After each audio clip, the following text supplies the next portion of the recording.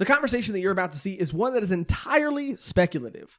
This is our first impressions, our initial reaction to Fujimoto's A Look Back. And after having some time to digest the series and do a little bit more research, there are things that we felt were important to make even more clear. Some of those are small things, by the way, things that we do touch on in our conversation but never say outright.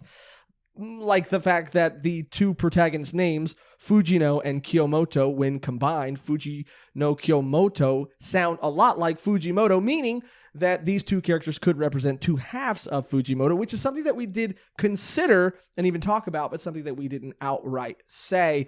And the other bigger thing, of course, and by the way, spoilers for A Look Back. I'll give you a second. The other bigger thing being that the events that take place at the end of the one-shot were probably and most likely inspired by the very real tragedy that took place at KyoAni, made even more clear because of accusations made by a specific character that were the very same accusations made by the real-life arsonist.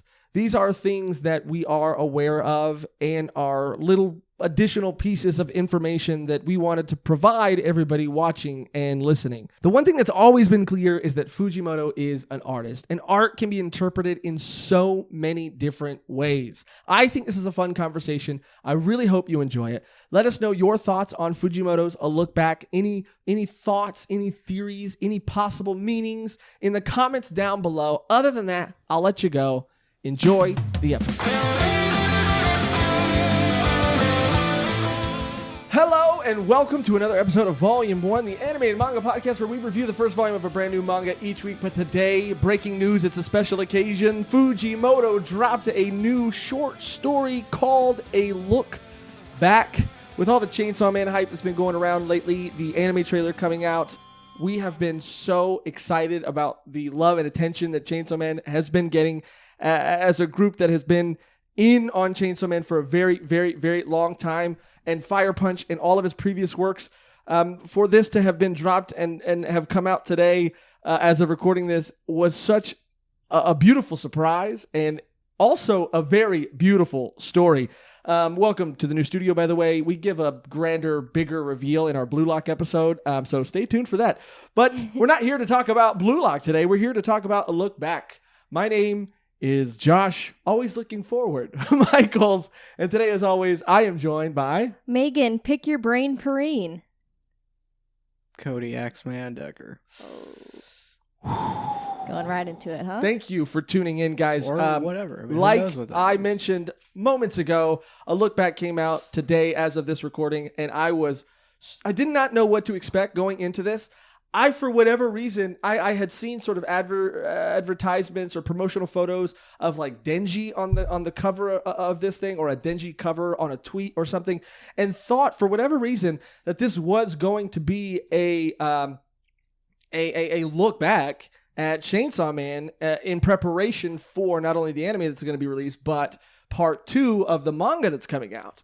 So when I read this, I was surprised. At first, just surprised. But then, towards the end of that, it's about 130-something chapters, or pages, I mean. Yeah, I think it's like 147. Yeah. I don't know. Yeah, either way, towards the end of those pages, I was pleasantly surprised. And just, it just reaffirmed to me the master that Fujimoto is. What did you guys expect, and how did you guys feel after reading it? Yeah, I thought the same thing. It'd have something to do with Chainsaw Man. Like I was seeing pictures in our Discord before we even read it. Someone sent us a link to the Shonen Jump page, and I saw pictures of look like a woman in like a suit. So I was like, oh, is this Himeno? Is this like anyone in the devil? What it was agency? Yeah. And I was like, oh my god, like who are we seeing? Who is this? But it wasn't that at all. It did look a lot like Himeno. It did. I didn't realize it wasn't that until I got to the end. I'm like, oh, it was its own thing. Yeah. Because I know he's doing an Aki like spin-off thing, and I'm like, okay, so like, this is like Aki's friend. It's focusing a lot on this. I mean, it's clearly a story that he wanted to tell. And it's at a very, I think the period of time, the point in time in which he's choosing to put it out is also very important too, right after the buzz of the anime trailer. And it just, there are so many fans in anticipation of part 2 of Chainsaw Man. So yeah, the look back is like him as a, like this, there's like a story, but you can tell that like what he's talking about, like becoming a manga artist. Yeah, I mean, a lot of this did feel like autobiographical, or at least inspired by things he went through or a part of his life. And maybe it's a completely fictional story, but there are just certain things you can't ignore. The title of the manga series that is being worked on by one of the characters. It's coming out right after his first anime. Well, trailer comes out. Well, no, I mean, I don't think in the manga there was an anime for it coming out. No, but the timing this solo manga coming out. Like if you were an artist who's been like doing all this stuff, that is like people are like, oh, like his stuff is like, he's a very unique art like mind and writer, and he's finally getting something that's getting adapted. Having something called A Look Back come out right after. Yeah, you kind of get what he's. Yeah. I mean, like that's what you would. I mean, imagine you finally like now you get like. Looking back at like what it was becoming, and we get more Fujimoto. Like we read all of Fire Punch, we read all of Chainsaw Man up to this point. Like anything this man puts out, we love, and Everything. it's just so cool that more people now more than ever are probably going to start looking back at his other work like Fire Punch, but while reading Chainsaw Man, just because they can't get enough of this man. Getting videos called Fire Punch is insane. Yeah, it's interesting too, though, just because. He is known for having his sort of, wild, chaotic sort of story telling or characters, specifically premises, worlds that he creates. And this was a very toned down, very set in a real world story. Yeah, and then we get Fujimoto's little taste of like, pure dread and hopelessness, which was good. It was a really beautiful story. Hopelessness right at the end, but then right at the very, very end, just that little spark of hope. It does scream Fujimoto, even though there isn't a man on fire or a man that's a chainsaw. I mean, it just has his writing and his heart and everything all over it.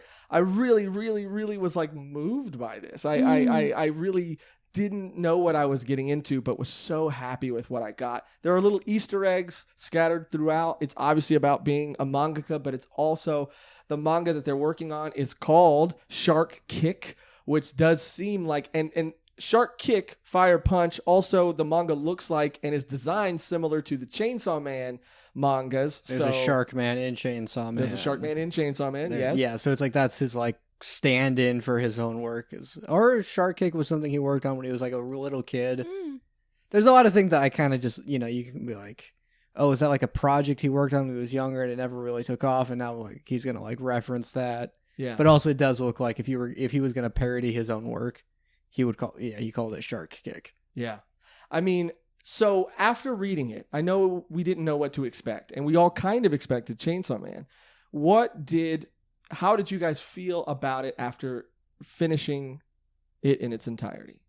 Exactly what you want to feel after reading a one shot. It was a complete story. You saw the characters grow, saw their conflict, and like I really enjoyed like these two characters, and it totally showed like I don't want to say mean, like being upset at someone else like going on their own path when you've been with them for so long and thinking that you're like obligated, like, oh well, I did this for you, so you have to stay with me, like blah blah. And it showed that ugliness to the characters, which I liked, and I was pleasantly surprised. Like you said, I didn't care that it wasn't Chainsaw Man. I just cared that it was Fujimoto. So yeah. Cody, how did you feel about it? I like it. Yeah, it felt like him, like just walking me through like what the feelings when he first started and becoming it while telling like this own little story about these two writers. So you think it was a bit of or if not a blatant self-insert, because they are two female characters? And well, that's if there was gonna be a self-insert, because it was kind of like because he like is like he loves movies and he always like works those into his stories. And so the character that loved movies and like gave like narration in Fire Punch was like a female character, and so and there's the theory that Makima is based on a quote that he gave in an interview, that Makima is like his dream girl, someone that he sees himself with, and I think that they're kind of like maybe grasping at straws, because he told an anecdote of like a girl pushing over his bike or something, and he was like, "But I liked that." Which I mean, that's because he has good taste. No one's arguing that. Yeah. So I just took it as like, he didn't. I just think he doesn't want like to do actual self inserts of himself. He doesn't want to like, oh, here's a cameo of me, or here's like me. So he like I just got the sense that he likes having like other characters express these things he feels. You know what? After you say that, now I that makes so much sense, and that to me, that I like that about him. If that's true, makes me like him more. He doesn't. He doesn't have an ego about himself that he doesn't need to be at the forefront of it. All he needs to convey are like some of his experiences. Yeah, that's his. He self-inserts his experiences, not his like appearance. Yeah, if you haven't read it yet, I mean, we'll try to keep it, the ending at least vague. But be warned, there will be some spoilers in here. It's not very long. It's a one shot, Yeah. so Yeah. we'll do like premise stuff. Yeah, but it is just essentially a story of two writers, one and two mangaka specifically, and artists, and one of which who is, has a pretty normal school life and a pretty good school life and friends and everything that people want in school. And they are drawing a manga for their school newspaper, and people in the class love it. All of a sudden, another student who is not attending school but still in the school starts submitting their work into the newspaper as well, and it's better. I love that moment when everyone's talking like, oh my God, like, did you look at this other person's work? And then she looks at it, and then her face, like the classic Fujimoto's face, or it's just like, they're so much better than me. Yeah. It was so hilarious. Yeah, the art in here too is amazing. I mean, Fujimoto's art is, I love. It's just getting better. To watch him grow, I mean, come on, man. I like stuff where they talk about, oh, they're so good at backgrounds and stuff, and I'm like, oh, you can see like the backgrounds of this is really well done, where you can see some chapters of his stuff he'll like sort of stop doing like backgrounds so much. Yeah, the backgrounds of the backgrounds. Like that's where it felt like commentary to me, where he would talk about like, oh, you're good at backgrounds and I'm not, but that's like gonna be the thing you do. And it is like, that does really like amplify any work, is having really detailed backgrounds. Yeah. Mm. And that if you see a movie where like actors wrote it and you're like, oh, this is them like actively working out their like friendship, like they like turned it into a movie. Yeah. It kind of felt like that, just like him like talking about how like, like that's what a background artist does, and you can see that, and you might think it's not important, but it really adds to it. I would really, minus the stuff that happens at the end, I would really love if there was a person in his life that was that to him, some sort of like, rival that he felt like he had to keep up with, because the main character in this one shot is someone who is discouraged by that and immediately like gives up, and I think even chalks drawing manga up to being silly and not well, everyone's being important. Yeah, everyone's telling her like, you're still doing that. But that's not till later. I was just saying in general, because yes, yeah, which is not a spoiler, but but yeah, like they go, you get the thing like they see someone who's like a better artist than them, and they have that feeling and doubt. They have the feeling like I'm really going to do this. And people are, maybe you should be not focusing on that so much. You should be hanging out with your friends. You should be going outside. Like, I'm going to do this. Yeah, because they end up going to the house. What I think is the spoiler is the very, very end. So yeah, the event. Well, even before that, like I loved the panels of her, like just day in, day out. It's different days. She's just at the desk working hard. Well, that's because she went to that person's house to drop off their was it then? She went to go drop off their middle school graduation certificate, or whatever, and stepped inside, and this is a panel that I was like blown away by, because at a point she was kind of trying to compete with this artist and couldn't, and so she gives up art. And she, is drawing a lot and practicing a lot, but it ultimately ends up giving up, and then goes to drop off their certificate. And in the hallway there are piles of notebooks. And it's almost like everything, like what Fujimoto is able to convey in that panel alone is just the amount that there are always people who are working harder than you. Mm-hmm. Yeah. Yeah, it wasn't even like they were just better. It was like, for as much as she thought she was like giving it her all, this person like was putting their life into it. Yeah. And there's a very touching moment where like, there's a news strip kind of size panel, comic strip that slides under the door, and she leaves and the other person in the room runs out after her and ends up saying like, the only reason I wanted to start submitting to the school newspaper was because of you. Like you were the reason. And that was a beautifully written and executed moment. Love that character. She's so cute. I thought it was a guy, and Me too. Fujimoto likes I to thought they do were that. both guys, yeah. Fujimoto loves to do that to us. Like, is it? Yeah. What is it? But she's like, I loved you. You know, I've read it every week. You know, people did. I did. Like, it was really inspired me. Like, can I have your autograph? Yeah. Which is such a funny thing, like to ask someone who's like, you know, just doing them. Like, can I get your autograph? Yeah. And then it's like, I don't have anything. Just write it on my back. Just write it on my, shirt. And then, she doubles down and she's like, maybe this is what I wanted. Maybe this is what I was doing it for. And maybe maybe there is something here that I can do. And so they start working on a manga together. And that's like, just seeing their relationship, like he's able to, in the small amount of time and these small amount of pages, like take a relationship through all of these beats and make you feel everything at every point. They start working together, creating this manga, and they sell the manga. They publish the manga and everything. They're in the same studio, their room together, and they're just like, hey, you got those backgrounds done? That was quick. Yeah, I don't go to school, so I have plenty of time to work on it.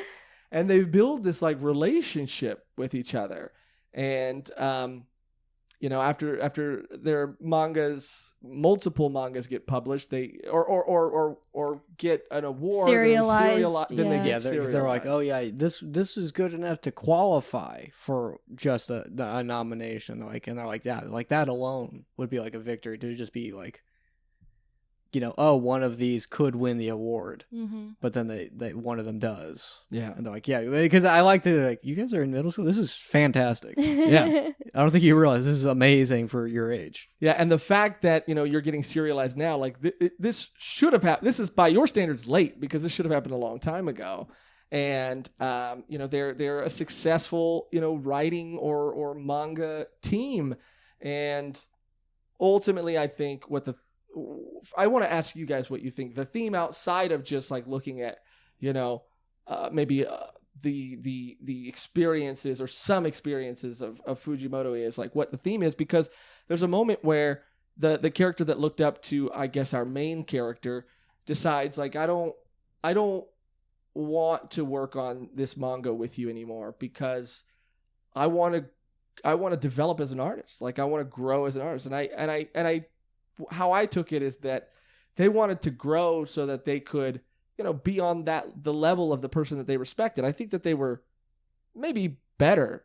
But she was so grateful that this person had taken her out of her comfort zone and encouraged her to go into the real world and wasn't locked up in her room all the time.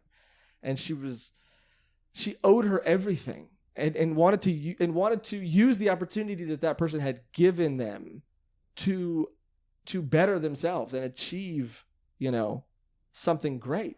And that's when the other character was just like, they were hurt. They were like, I'm going to take it, I'm going to find another assistant to draw backgrounds. And, it was a really emotional moment. And I think that's, Cody, what? Do you say you wanted to hear our opinion on it? I do, but I'm also sharing mine. I'm listening, Josh. Go ahead.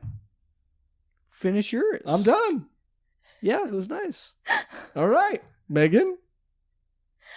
I think selfishness is the theme, and like thinking that you have control over what someone else does just because they told you that you're like the best person ever, and that she like just blindly thought that they were like expectations, I guess, of the person. Like, I really think that her being in her room and her not having the experiences that the other character had played a part in her being like, well, I did this for you. Like, I'm the one who told you to get out of your room. Like, I have that, like, not power, but like, like You see that on YouTube all the time. People are like, I made you. Mm-hmm. Yeah, I made you for what you are. And then it plays into the ending. It does play. If that is then it does make the ending more powerful. Because it does have a lot to do with that. I thought it did. Yeah. That's what I took from it. Cody? Yeah. I mean, Cody said how he feels about it. I mean, yeah. I mean, I just did think that, you can't, you have to let people be whoever they want to be and do whatever they want to do. And I just think that it was ultimately, it was just nice. And I didn't expect that. Yeah, it was nice seeing the fact that, like, I mean, we are growing up. Mm-hmm. So, like, they are working on their dream manga together. And then it's like, well, I have to go to school. Yeah.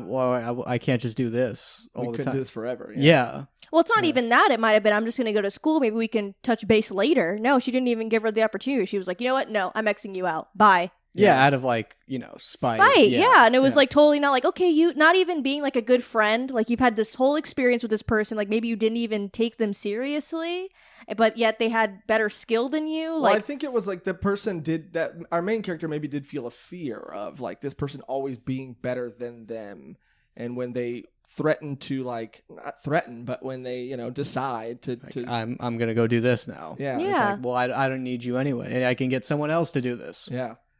It is that moment where if that's how you've secretly felt and you've held on to that, you can still be someone's friend, but, can you still be their friends, like, on their terms? Like, does it always have to be on, like, your terms? And I think she maybe did always feel like that person was better than her. And it does have a very touching and a very emotional and hard left. Yeah. Classic Fuji. I would say reading this, I was like, oh, this seems like a more, like, straightforward, honest look than Fujimoto I would assume he would do. And then it takes his turn. Yeah, which I was like, oh, okay. It's just so amazing. Like, you're just like, oh, this is real. Like, that happened. Like, I wasn't even questioning it. I was like, fuck.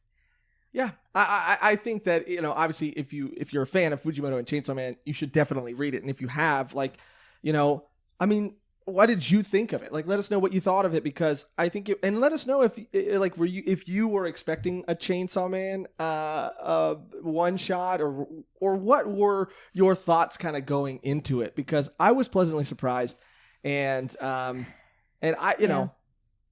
think what's more interesting to me personally out of all of it is the story that he decided to tell when he decided to tell it. Yeah, I don't know how long he's been working on that either. Yeah. But it is like, the timing tells you, like, that's half the story. And exactly. Yeah, I love it so much. It's just opening, everyone's like super Fujimoto, like, is the best right now because of Chainsaw Man, but they haven't even, like, necessarily read Fire Punch or other things. So I think this is just, like, a great way to see what else Fujimoto has to offer, because he has so much more to offer than just the Chainsaw Man anime or, like, just the Chainsaw Man manga. Like, he's just so good at storytelling in general. Yeah. So, and if it is based on real life stuff, which I assume there has to be some nuggets in there, but it is, like, interesting that the backgrounds are fantastic now. Yeah. So it is like, and he was like, I could just get a new assistant. Maybe he did. Just get a new assistant. That would be crazy. Which all of his assistants have been all of his assistants go on to write stuff that I like as much, if not. Well, maybe, that's it. They say, I've been your assistant, you're awesome, and then I'm gonna go do my own thing. And he's just like, I'll let you do that, because maybe there's a part of him, and maybe he never acknowledges that part because he wants them to succeed, I think, ultimately. But maybe there's a part in all of us that's like, Well, that'd be nice if that's sort of like if he's expressing that feeling towards his assistants who, like, go on to go do better things. He's just like, all right, fine, go. That's great. Yeah. I'll get another assistant. He gets another assistant. They go on to create another manga. He's like, all right, you go too. Yeah, one Hell's Paradise, one Dan did it. Like, all right. All right, good guy. Good job. That would be if he was, like, using that as, like, a catharsis or, like, a way to deal with it. I mean, now that's in my head now, like, like, all of his assistants go on to go do other things, and they do leave him. And I'm sure, and I think he's even maybe said casually, and we might be reading too much into it, but it's fun to speculate, because I think with Hell's Paradise specifically, I think he did praise the mangaka a lot in saying that, like, I always considered him to be a very talented artist. So it would be interesting if he also subconsciously feels like, especially with the mangaka of Dandadan being praised for their unique art style, if he on some level is like, they're even a better artist. That's superhuman of him. Like that's superhuman of him. Yeah, it's awesome that he can use manga to portray that just a little bit. The timing and subject is very interesting. It's about like a rising mangaka, and it's about his relationship with his assistant. Yeah, who did the art. It's crazy. So yeah, it's but not that crazy. Not that crazy. I like the if this is him like talking, like giving you like insight into how he feels about like working with people and how they do just move on, and maybe sometimes you just want things to happen. Oh no. But what I do think, no, I think I'm really in it, guys. Now that I'm in the mind of Fujimoto, because I get that. Yeah. Oh god, the mind of Fujimoto. What does that place look like? Well, I think it's like, speaking to his mind, like I think this is also kind of like a little bit of a flex. I don't think intentional, maybe, but like he's like, I'm not a one note guy. Like a lot of people know him for Fire Punch and Chainsaw Man. You can tell a down to earth story too. Exactly. And we haven't really seen that all too much from him, so I'm like, yeah. And ultimately, I mean, I think the message at the end too, without giving anything away, is that like, you can't blame yourself for for everything that happens to everybody. You have to cherish the moments that you have with people. Don't say mean things to someone. Yeah. Well, that you don't mean. Like, as I keep talking about it, I'm like, was it about his assistants? Like, it's. I don't know. We'll see. I don't know. Was there dynamic that like she was good at writing and the other girl was good at drawing? I think she was good at drawing too, but she was drawing the characters and the other girl was drawing the background. Yeah, it was a different level. They definitely had a different level in like 4th grade. So yeah, and like you said, there were those panels, those beautiful panels of her just like while the seasons were changing and the weather was changing, she was just writing and drawing and drawing and drawing. And I like how like she did eventually, like when she did like give up, when she's like, oh, I'll never be that good. It just shows her like with a montage of her like doing the things that she was told like she should be doing instead, like, and having a good time doing it too. Like she wasn't like, oh, this isn't it. She was like spending time with her friends and family, but it's taking a break from writing manga. See, that's also another thing too. And I also think too, what it is it could be like, whether this is true in Fujimoto's case or not, that like you can go and do all these other things too, but like this thing always draws you back. Like you can go do what everybody else says you should be doing and do it successfully, but there's always going to be something that pulls you back to this love that you have for this thing. Yeah. Taking a break is great. Yes, and people need to do that. Yes, and don't hound them. If that's another message, do not hound them for doing that because you need to respect. You need to respect them. You need to let those MAPPA employees have a vacation as well. Yeah. Maybe after the first season of Chainsaw Man or whatever. But as soon as they finish Chainsaw Man, they take as much breaks as they want. I absolutely believe that. Quit after that. Do whatever. Take karate. Yeah, take karate. But it was a beautiful story. We might have made some wild speculations, but revelations, I would say. And maybe I would love if we're guys like, no, I just. Right. Yeah, or if we were the first people to hit it on the head. Yes, and he DMs us. Oh my God! Stop! That would no. Oh my God! That'd be crazy. That'd be crazy. But interview with Fujimoto himself. That would be. You cry a lot, but I would probably cry with you. I'd probably cry a lot too. I don't even know if I'd be able to do it. I'd be so nervous. You'd probably cry for the first time in years. Yes. Aww. You'd probably pee your pants. I mean, maybe poop too. For the first time in days. Oh. Yeah. All right. Well, are we going to go to the spoiler section? Do you want to? Yeah. Yeah. Okay. Oh, should we? Yeah. If you do want to read it and you don't want the ending spoiled for you, then you should probably click away now. Leave. And leave. But if you don't mind, or if you've already read it, then now is the moment that we will talk about spoilers. Megan can even give us a little sound if she wants. Oh God, I don't know. Okay, sure. It was like a pickaxe. I don't know. I thought you were gonna say something. But... Oh, it's spoiler time. No, don't kill me. Okay, which leads us to and a crazy way of depicting like a shooting. I've ever seen. Was it a shooting or a stabbing? It wasn't. No, it's like, a school massacre. School massacre, something like that. Like a blunt object, not just an automatic, like, we live in America, so it's not like it doesn't that just happens. Yeah, it just happens every other month, unfortunately, which is fucking crazy, gun reform and all that shit. It is wild that, like, future generations are going to be like, do you remember a time when those weren't common? I'll be like, yeah, that used to be a big deal. Yeah. Yeah. And that's not really a big deal in Japan. That doesn't happen very often, but just someone going in with a blunt object, like how terrifying, and why couldn't anyone stop that? Mm-hmm. I mean, it was a shock. It did catch me completely off guard. And just like you said, the level of intensity that it was shown in. Because it was treated like real to, news reports and stuff. Like, we don't know when he was a crazy person. Now, I was jokingly leading into it, but like if there was like a feeling of like, oh, I hope that person dies. Yeah, and even in like a fleeting moment, you know, of just like a very human emotion, you don't mean it. But if there was a metaphor going on here, like when the person they were working with leaves to go do their own thing, be like, you know what? I hope you get killed by an axe murderer. I mean, to be that specific about it, I think most people don't take it that far. Right. Hey, pick your poison. Right. But yes. It was because we even I thought while reading it that we were going to get to see it for a second. Mm-hmm. Like, not that I wanted to see it, but But it's classic. Like, it's gore. It's everything that you would get in a Fujimoto not story. Only that, but it's like being described on the news, like the clanking of the axe, like coming up the stairs.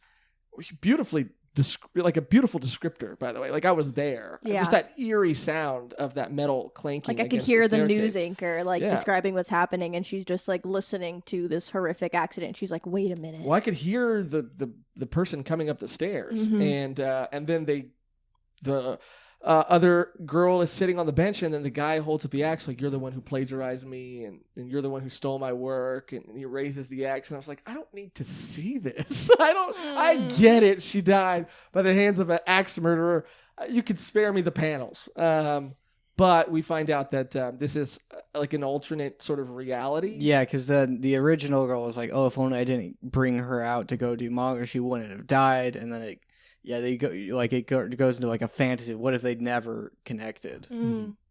And what if she would have gone on to do like karate? What if she did quit? She never went back. Yeah, she like learned how to fight. Yeah, and then she saves her life, and then gets a little injured. And when she's being wheeled away or driven away by the ambulance, she's like, "Hey, you saved my life. We should exchange numbers." Mm-hmm. It was that like meet cute kind of it's happened before in so many other things where people lose their memory of other people, and then they have that moment where they're walking down a busy street and they look at each other like your name or whatever, and they're just like, all right, Cody, we'll save it. And I spoiled that movie for him, and he's never forgiven me, and I don't blame him.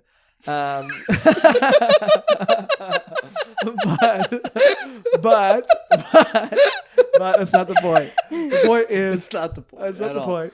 I didn't mean to You gave him a look. Seethe with rage. Yeah, it was oozing out of you. But it's instinctual at this point because you ruined that movie. I am so sorry. You'll enjoy it if you watch it. I am very sorry about that.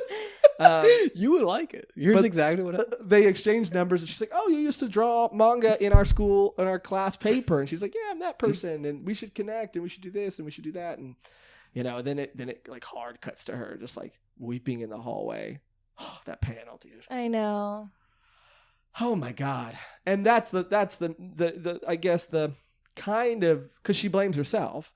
The kind of sweet note is that like I have all these memories. A lot of these things, I wouldn't have these things. We wouldn't have these things. She wouldn't have had the memories that she had if she would have stayed in that room. And so like I ultimately cannot blame myself for this. And there's even a panel where she has to formally make a post or post something to her manga fans saying that she's going to take a hiatus from her manga and stuff. And this also might be speaking at this point to like just how overworked mangakas are in general, and how like these are people that have lives and people in their lives that fucking matter to them. Their childhood friend getting killed with an axe they have to like give like a thing like I have to take a couple days off. I'm sorry. Yeah. And like that, yeah.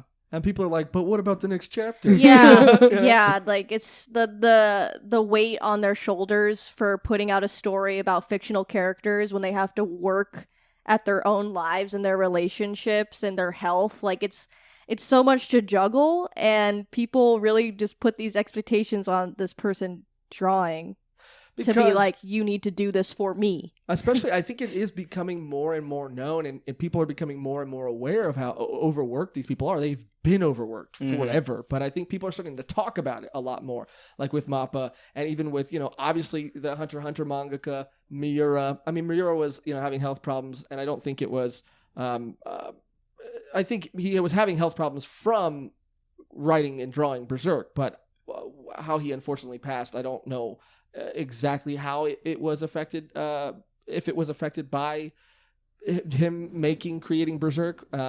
Either way, he was overworked. All these mangaka are overworked. And I think maybe it was also just like a subtle, like, to the readers, like, give these guys a break. Yeah, it's just like the Japanese culture in general. Like, just working is the thing that you have to do, and you have to put everything else aside to do this thing. Like, it's insanity. Like, MAPPA, we'll give them a whole new office to work in with better conditions, and it's like, but is it? Like, like, are you just saying that it is so it makes everyone feel better? Yeah, like, Yeah. The equivalent of that is just game developers in America. Yeah. You hear that, you're like, oh my god, for that game? For that game?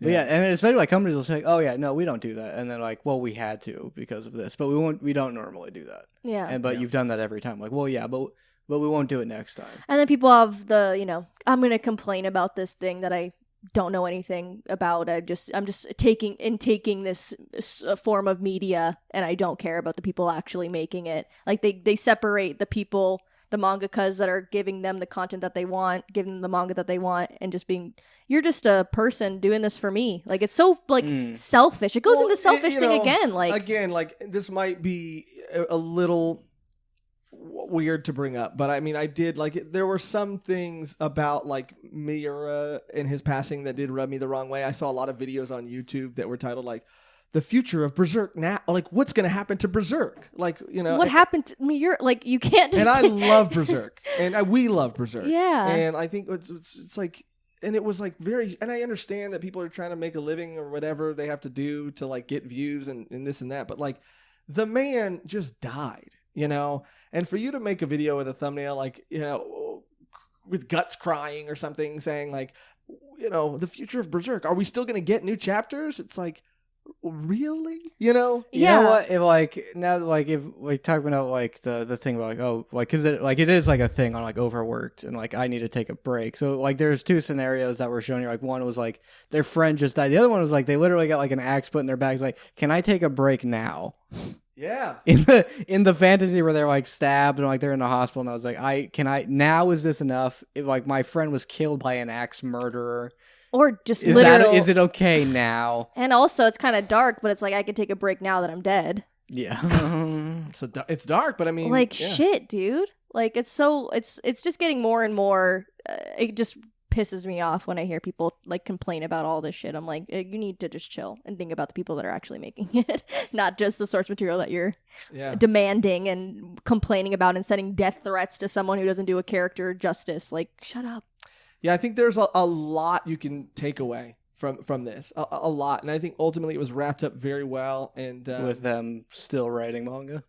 Well, I mean, there was. I didn't mean that ironically. It sounded like it did. See that? You'll notice my eyes light up, and I look at everyone in the room, and I go, "No, I didn't mean it that way. Yeah. I meant yes, it is nice that like through all that, the character is still writing manga. Yeah, and because they like it ultimately. I would say that they love it. Ultimately, yeah. I would say they gotta have it. They gotta, yeah. That was a Cold Stone. I was about to say, I swear to God, if you're quoting Cold Stone at a moment like this. Steve Austin? No. Not Cold Stone Steve Austin. Also, great name, though. It's a solid name. But, the working conditions are pretty bad. You could take away, I think, so many things from this. You could interpret it in so many different ways. And to see, again, Fujimoto write such a grounded more so than his other works, like story.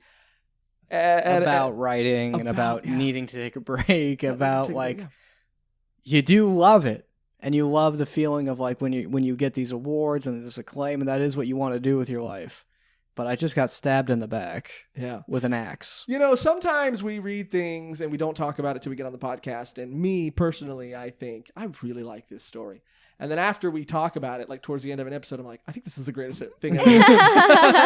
Yeah, we like, if you could have gotten a visual of like me at the table, Cody over there, Josh over there, we're just reading it. Just not saying a anything. word. We Maybe sit like down- a couple noises here and there. Occasionally I'll hear I'll hear like a little nose exhale. Or like and then we're like, okay, sit down, talk about it. Yeah. I think it was fantastic. It was great. It was unexpected. I knew that something was coming out. I didn't know it was going to be this. I'm still looking forward to the Aki spinoff 2. I'm still looking forward to Chainsaw Man Part 2. But Fujimoto, if you're watching, and we know you are, take all the time you need. Yeah, I mean, because his stories are so well thought out too. Yeah. It's just like I that's something I'm completely comfortable waiting years for it to Honestly. come out, because I'm like, I don't want it to be rushed. I don't want it out now. I want it out when it's ready. Exactly. Because ultimately, if you rush it, it's going to lose. I think it's not going to have that same quality to it.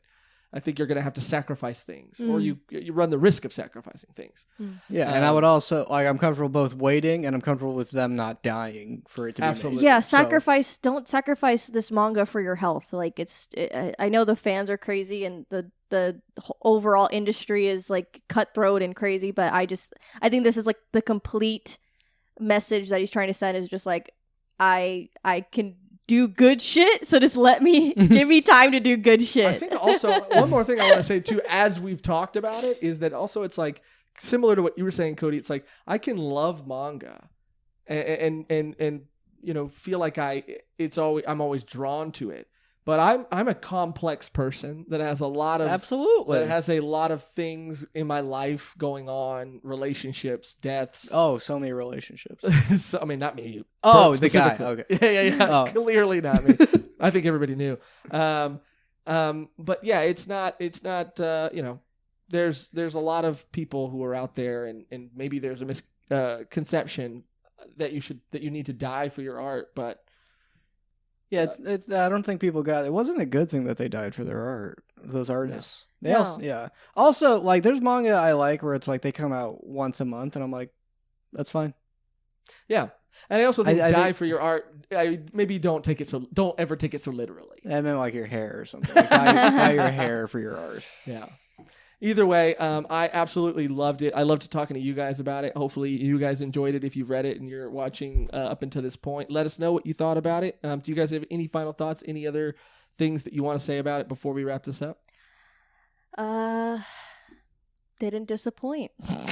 They didn't. I didn't expect it to either. Yeah. But yeah, like I said, you know, everyone's probably, when the whole Aki thing, everyone was like, oh, who would you want to see? Who won? And I just know that it's going to be a lot of hounding from people, but just don't rush it. I do wonder if there will be any backlash. Like, I don't know how necessarily this was advertised. Oh, I think this is like a bonus on top of like the spin-off thing.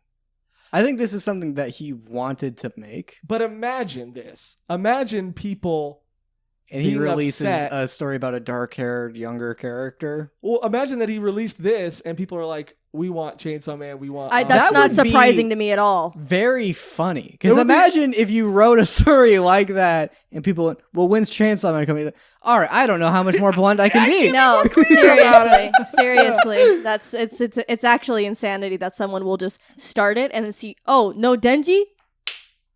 I like to give people the benefit of the doubt always. And I'm wrong a lot of the time. Something that is similar that I was like, I never watched Game of Thrones, but I know like the author was like, he's like constantly being like hounded on like, when are you going to finish the final book? And people were upset because he didn't finish it in time for the show. Yeah. Decided they wanted to be done.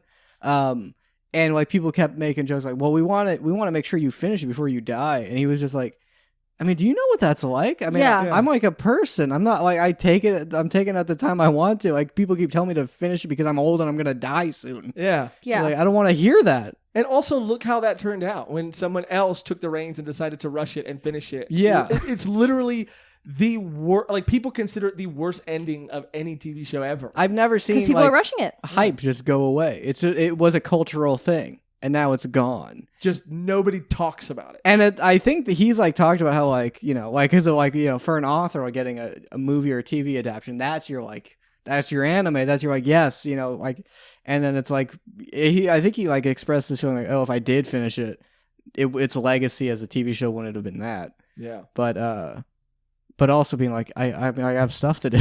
Yeah, These are seriously. these books are like this thick. I can't, Yeah. I can't just crank that out. Yeah. Yeah. And yeah, the show is what happened when someone just cranked out an ending. It's wild. I'm interested to see how other people respond and react to it too. I really am. Like, as far as like a YouTube community or even, you know, on social media. And everyone's just like, you guys completely read way into it. He just wanted to write a story about an axe murderer. Well, that's what we love doing here at Volume 1. So thank you for stopping by, watching, and listening to us talk about this one shot, A Look Back. And speaking of looking forward, you can look forward to our Blue Lock review that will be coming out on Wednesday, or if you're a Patreon member, it will be available today, the day that you're watching this on our Patreon. Right now? Right now, actually, as a matter of fact. Well, we got to subscribe if we want to. You do have to do that. Sorry.